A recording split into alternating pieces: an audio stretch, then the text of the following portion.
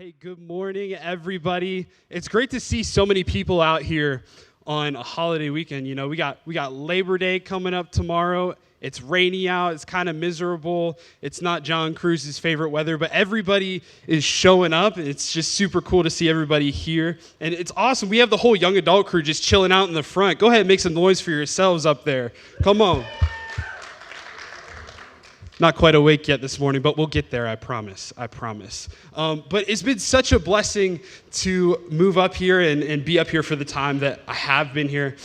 Basically, I graduated college in May and was trying to figure out, you know, what's my next step in life? What do I do now? And I felt like it was time to get a change of scenery and maybe be around a little bit of a support system to help me figure out what I want life to look like. And so I found myself here. So it's a crazy full circle moment. I remembered when I was in youth group and Noah and I would show up. We'd be in and out of church, going to like different youth events and stuff. And then eventually we just became best friends in high school. And that was like such a blessing in my life. And then we started meeting as a group and started to have some of those small conversations that Brent was talking about that made a big difference in my life. And I'm excited because what happens now is we just get to do more of that. We get to see God move. We get to have some of the harder conversations in life and just ultimately expect God for more. And yeah, it's crazy. Brent's having me kick off the sermon series. I mean, leave it to Brent to have me start off our brand new sermon series, which if you're looking for a title for it, it's Something is Missing. And maybe you'll look at your life and ask the question, what is missing in my life? And I think for some of us, the answer to that is community. And that might be really broad, right? But the reality is this. We have Connect groups launching this fall semester. We'd love for you guys to be a part. But I think sometimes as we're going about life, there are moments where we want to be a part of those things, but we choose to disconnect. We decide either life is too busy or too complex, it doesn't fit into my schedule, or people, why would anybody want to meet up with me? And the reality is that we all need community. But we all have a tendency to disconnect. And so that's what I want to talk about this morning is why we disconnect. And man, have you ever been a part of a conversation that you don't want to be a part of? For me, whenever I'm in those types of conversations, I have one of two tendencies. The first thing is try to bring someone else into the conversation so I can just smoothly just back away and maybe try to enter a different conversation with someone else. Or strategy number two, go to Instagram. I probably do this one way more than I do option one. And I can actually remember a time recently because I'm not super into sports. In fact, the moment somebody starts talking about sports, I do one of those two things. More often than not, I go straight to social media. I'm like, I need a distraction in this moment. And I actually remembered a time recently where I was sitting in Brent's office with Noah. We're just, shooting the breeze, talking about normal stuff, normal everyday life things. And one of them brings up something along the lines of football or sports. And instantly I'm like, all right, straight to Instagram. The next 20 minutes straight, this is just what's happening. But I find myself scrolling mindlessly through Instagram because I'm like, I am disconnected from this conversation. And we've all been in that place, right? Where we're a part of a conversation that we don't want to be a part of, and so we find things to distract us or to allow us to disconnect. And I know I probably bummed out half of you in the room. You're super excited for your football team to start playing this season. Or for some of you, I heard some of you talking about your fantasy league. See, I love video games. I love things that have the word fantasy in front of it, but it doesn't do anything for me, honestly. Like that's where I'm at. But there was a time where I was sitting in Brent and Noah's office, and one of them brings up sports. I'm on Instagram, and then 10 minutes later, Brent looks up, and he's like, okay, looks like we lost you. I'm like, yep, you lost me 10 minutes ago, bro. Like, what's going on? And then the bishop, if you guys know the bishop, Justin walks in, and he starts talking about how this Philadelphia Eagles player is better than this Cleveland Browns player. And I'm like refreshing the page. I'm like, please, Lord, I've seen these past 3 posts for the last last 10 minutes straight. Please give me something new to look at. I mean, we all find ourselves in those situations where we feel disconnected. And even when I was growing up, I disconnected from a lot of things. I disconnected from people, every club that I was a part of, every sport that I played, shocker. But the truth is I would be a part of things and I just wouldn't lean in. I wouldn't connect. And the one thing I realized is it's not what I've disconnected from, it's who I've disconnected from. See, even at the church, the place where I should have easily been able to find my fit, I found myself disconnected. And we do the same thing in life. Like growing up, when I was at home, I would often isolate myself. I would be in my room because I didn't have siblings close to my age, and this isn't anything about my upbringing, but this is just what I chose to do. Instead of being a part of things, I would disconnect, and then I would spend time in my room. I would disconnect from people. I would isolate myself. I would choose loneliness because loneliness is what was comfortable. And I think that we all do the same thing to some degree. And I see the same thing in the character of Elijah. In 1 Kings chapter 19, we see Elijah wrestle with this very thing. But as you're turning to 1 Kings 19, let me tell you about what's going on in the passage before. While you're turning to 1 Kings 19, there's Israel, right, which is in the Old Testament is described as God's chosen people. And those very people who were supposed to worship God are the very people that turned away and started worshiping a different God. In fact, the leader of Israel, King Ahab and Queen Jezebel, instead of worshiping God, they worshiped Baal. And so this scene is set up where they invite everybody to Mount Carmel, and the prophets of Baal, they're building their altar to their God, and Elijah's building an altar to the God of Israel. And in this scene, what we see is them crying out to their God. And it's funny because the whole time that they're crying out to Baal, what's happening is they're like cutting themselves with their own swords and lances and all kinds of crazy stuff, crying out. And the result that they were looking for was this, is that there was fire that was supposed to come down on one of these altars. And Elijah said to the people, he said, the God that shows himself by fire is the one true God. And what happens in this scenario is the prophets of Baal are crying out to their God, and he doesn't show up. And Elijah starts making these jokes like, is your God asleep? Is he on vacation? What's going on? And what happens is when you watch this scene unfold, Elijah, just to mock them even more, pours water on the altar. It's like, okay, the God that's supposed to show himself in the form of fire is supposed to burn up that altar, but you just dumped 4 jugs of water on it. You dug a trench around it, and you practically just flooded your altar. And I don't know about you, but if you've ever tried to light something on fire that's wet, what happens is it's not going to catch. You might get a bunch of smoke, but ultimately nothing is going to catch. But what happens in that scene is fire actually consumes the altar that Elijah built to God. And in that way, everyone saw that the God of Israel was the one true God. But we see something different happen with Elijah that maybe we can see in our own lives in chapter 19. So beginning in 1 Kings 19, verse 1, it says, King Ahab told Queen Jezebel everything that Elijah had done and how he had killed all of the prophets with the sword. So Jezebel sent a messenger to Elijah saying, may the gods punish me and do so severely if I don't make your life like the life of one of them by this time tomorrow. Let's pay attention to Elijah's response. Then Elijah became afraid and immediately ran for his life.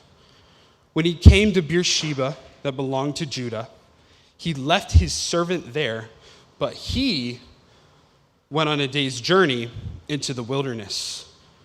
He sat down under a broom tree and prayed that he might die. I've had enough. Lord, take my life, for I'm no better than my ancestors. Then he lay down and slept under the broom tree.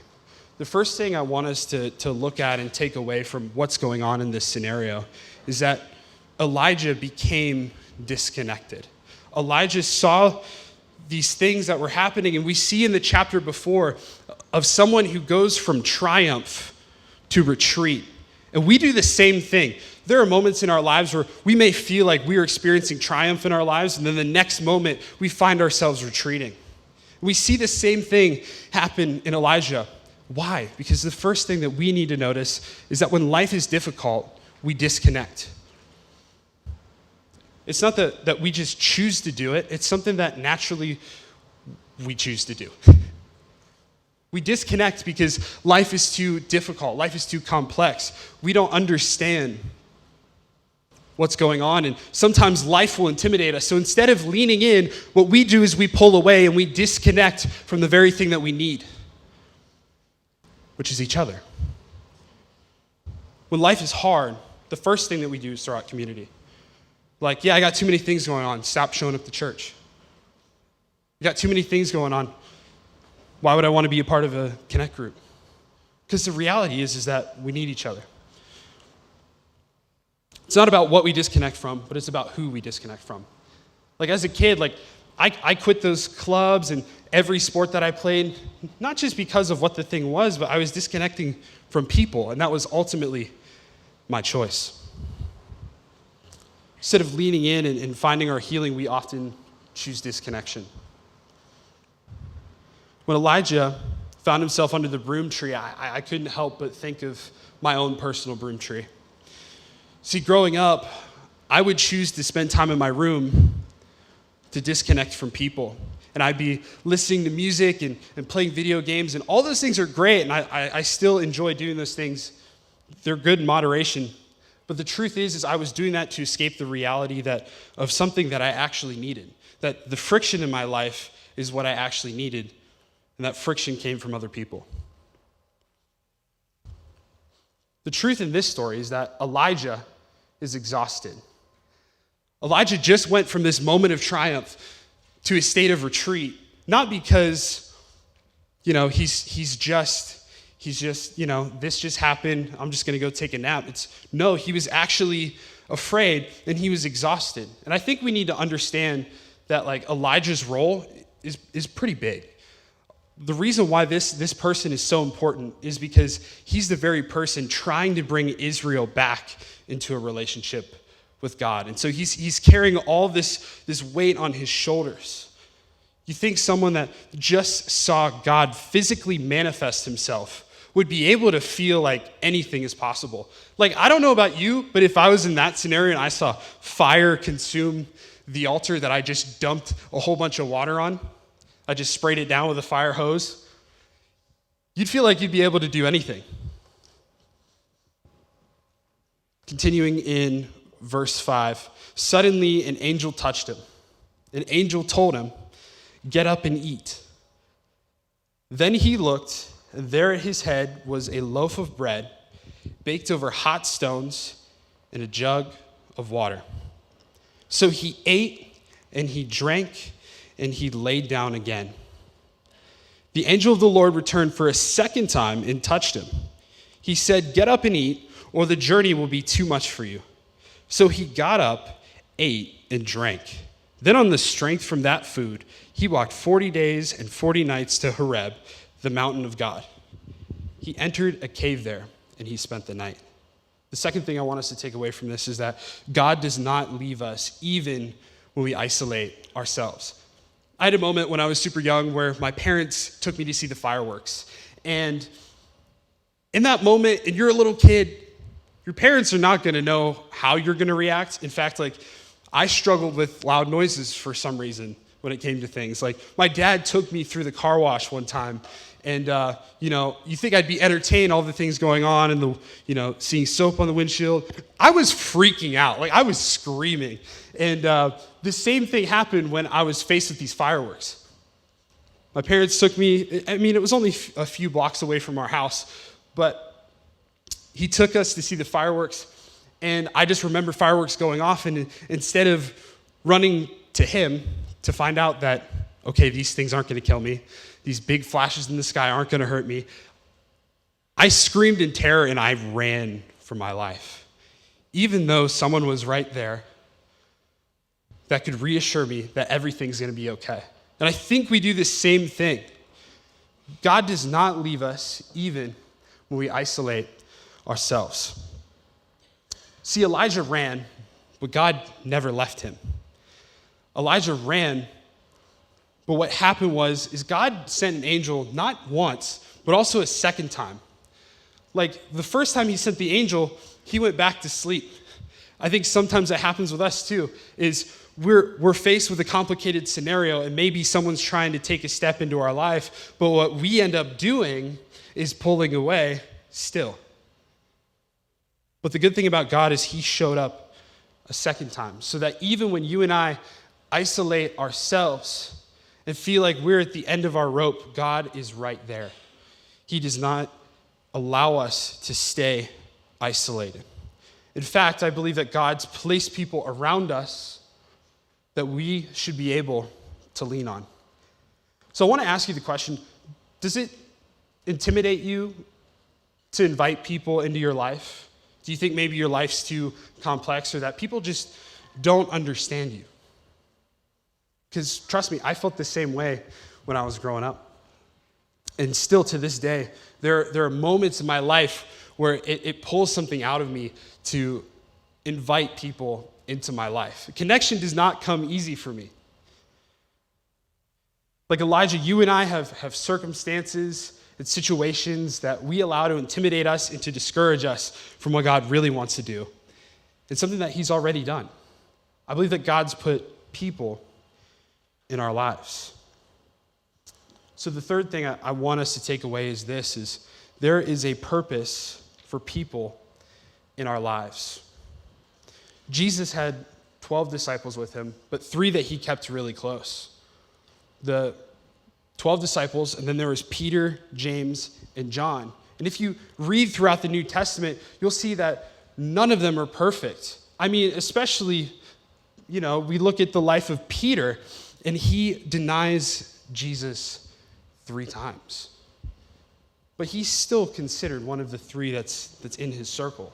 I think the truth is that life is messy, and you and I become scared to invite people into our lives. But we need to wrestle with the truth that when life is difficult, we disconnect. We do need to wrestle with the fact that even when we isolate ourselves, God will never leave us. Because we see in Elijah's life that though he went from a moment of triumph, he entered into a state of retreat. And it was because he was physically and emotionally exhausted and discouraged by everything that was going on. He felt intimidated because he received a message.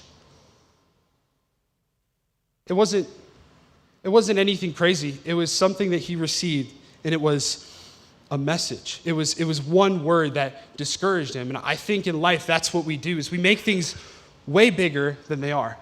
I think in life, sometimes we make things way bigger than they need to be. And the reason why we make them way bigger than they need to be is because we disconnect and we don't invite people in.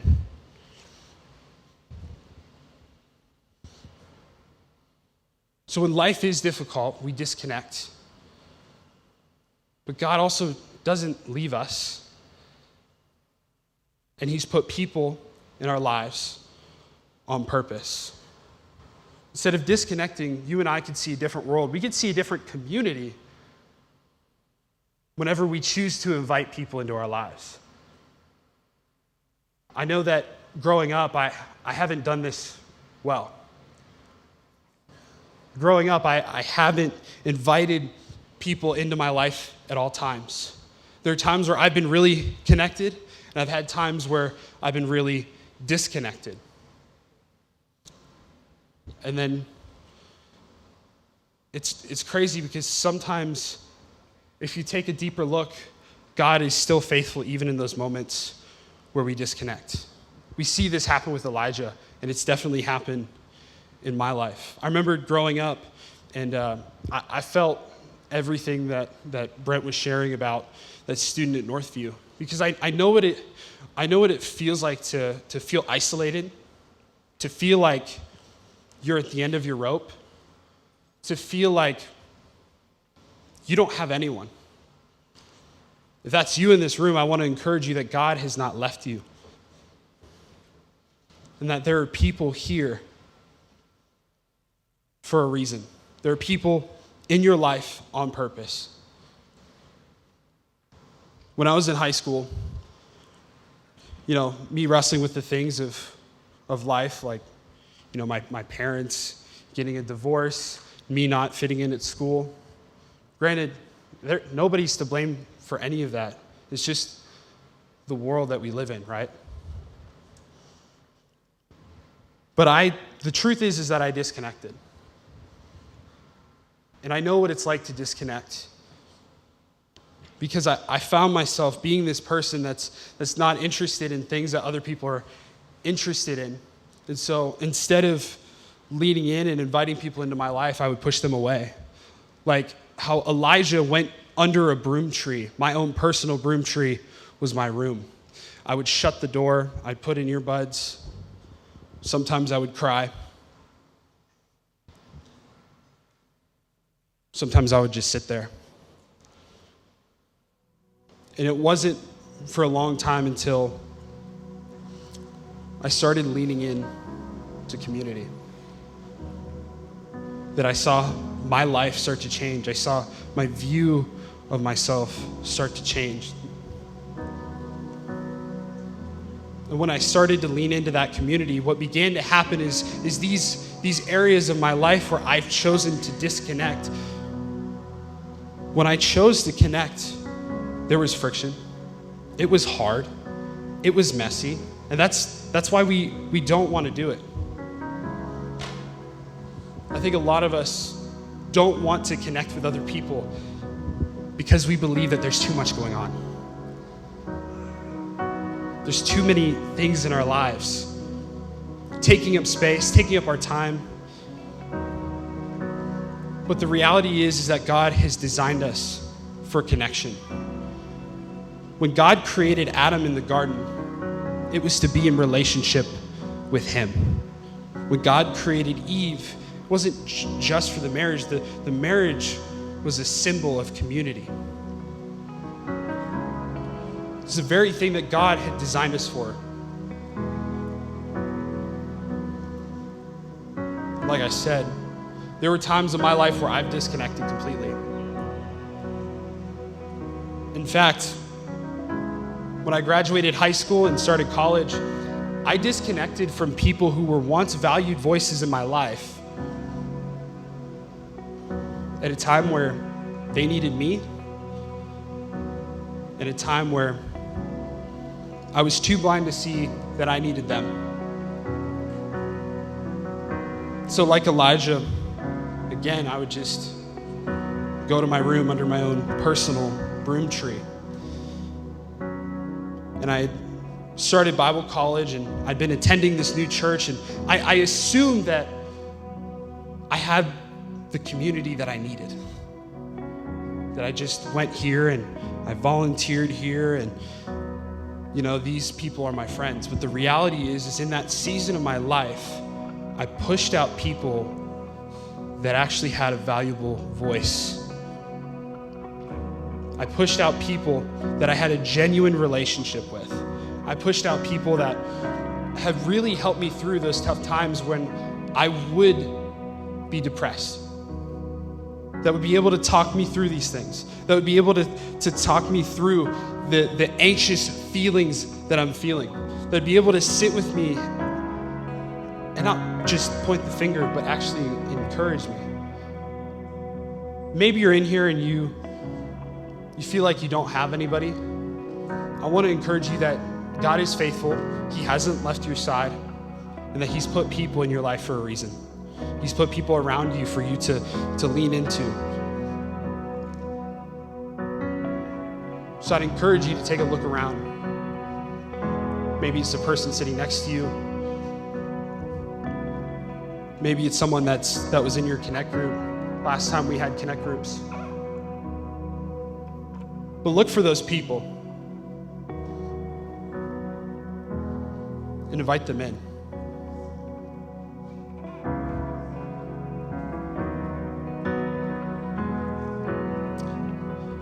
In this season of my life, me graduating college and me moving up here, it wasn't just to get a change of scenery.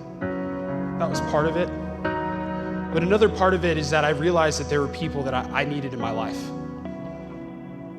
But I just spent the last 5 years not inviting anybody into my mess because I felt like I had it all together. Because I felt like I didn't need to be understood. But now, in this season of my life, I feel like God has brought those people back into my life. And that's not a testament to anything that I've done, but it's a testament to who God is. And God has those people for you, but you have to invite them in.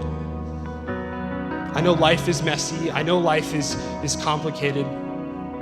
But we were designed for connection. God did not design us for disconnection.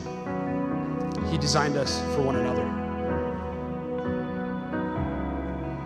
So though life may be difficult and we disconnect, there's two things that you need to hear today is that God will never leave you or forsake you. That even when we choose to isolate ourselves, that God will never leave our side. But also, God has placed people in our lives on purpose. So maybe you're in here and you just need to invite people into your life. Maybe you've had those discouraging feelings of they won't understand me. I'm too different than anyone else. My situation is too complex. Who has the time of day? But you just got to do it because God designed you for it.